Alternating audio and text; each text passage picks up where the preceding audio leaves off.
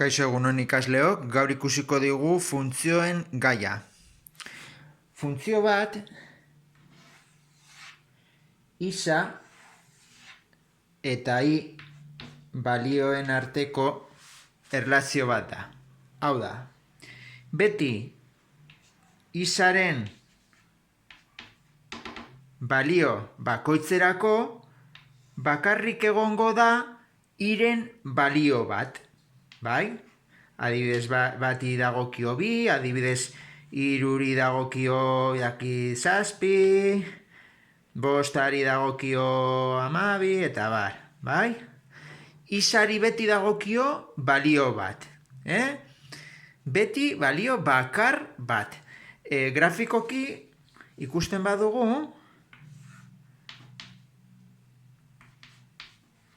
ni eta hemen isa, bai, gogoratu hau dela ordenatuen ardatza eta hau abszizen ardatza, bai? Egiten badugu hemen horrelako irudi bat, hau da funtzio bat. Zergatik? Egiten badugu vertikal bat adibidez hemen, imaginatu hau da -1, hau da -2, bai? Egiten badugu hemen vertikal bat, mozten du bakarrik puntu batean, Bai, adibidez hemen egiten badugu bat, beti eskalak mantendu,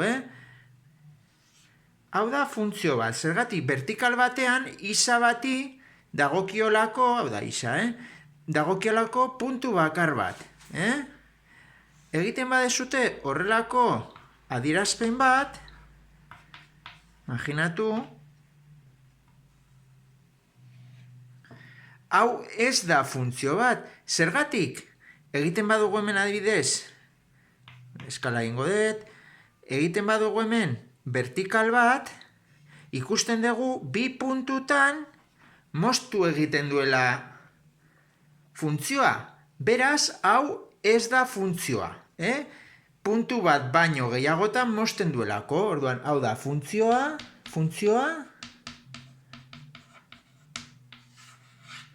eta hau ez da funtzioa.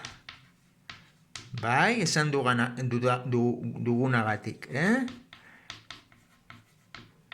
Beti, isa balio bati dagokio puntu bat. Hemen, isari bi puntu. Orduan, hori ez da funtzio bat.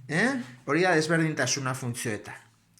Bueno, eta funtzioak adierazteko beti erabiltzen da i eta isaren arteko erlazio bat, bai?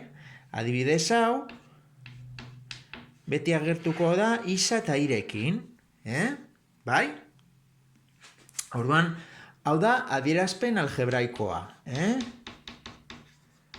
Adierazpen algebraikoa ditzen zaio, algebraikoa. Bai? Beti i eta isarekin adierazten duguna. Hurrengo pausoa zein da beti? Pues balio taula egitea. Orduan, funtzioak adierazten dira ere balio taularen bidez. Bai? Balio taulan beti jarri behar duzute isaren balioak hemen nahi dituzuenak, beti hartu negatiboak eta positiboak, Pues adibidez nik hartuko ditu, imaginatu, -3, -1, 0, dut hemen bat, bai? Negatiboak eta positiboak, Nahi dituzuenak. Orduan zer egin behar da beti? Ordezkatu balio hauek hemen, adierazpenean. Orduan, -3rako zeingo dugu, pues -3 jarriko dugu isa dagoen lekuan, bai?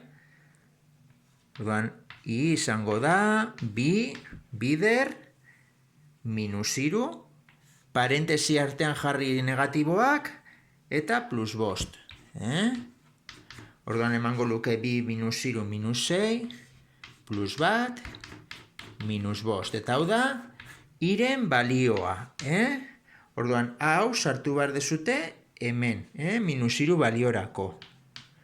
-1ekin egin barko zenukete gauza bera, i berdin, bi bider minus bat, gehi bost. Bi minus bi, gehi bost, eta hau da,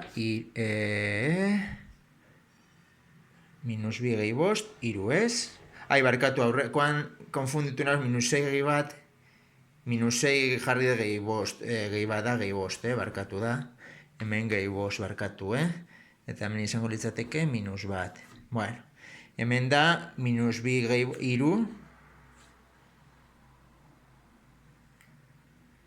bai? Hemen jarriko zenukete iru. Zerorako gauza bera, ordezkatu, bi bider 0 da 0, gehi bost, bost. Eta batekin gauza bera, bi bider bat bi, gehi bost, zazpi. Hori da balio taula. Eta bukatzeko egin behar dezutena beti da, adierazpen grafikoa. Ingo dut hemen.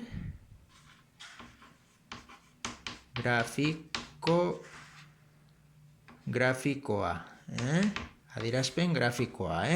Horren, adieraz daitezke funtzioak algebraikoaren bitartez, balio taularen bitartez, grafikoki ere bai. Grafikoki, egin behar dezute ardatz bat, eta bueno, hemen beti jarri i, eta hemen isa. Beti. Eskalak ondo hartu, hemen jarri banaka, bat, bi, beti distantziak mantenduz. Minus bat, minus bi, minus iru. Eta hemen in, jarri, ez dakit, binaka edo, bai, bi, lau, sei, bai?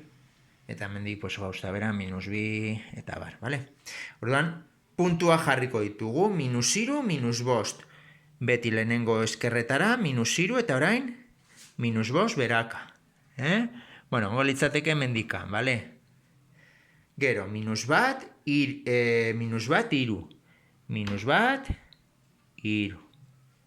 Bai, puntuak dira. 0, bost. 0, eta orain goraka, bost. Bai, eta bat, zazpi. Bat, eta goraka, nahi baizute, bat, zazpi. Eta bukatzeko egin behar dezutena da beti, puntuak,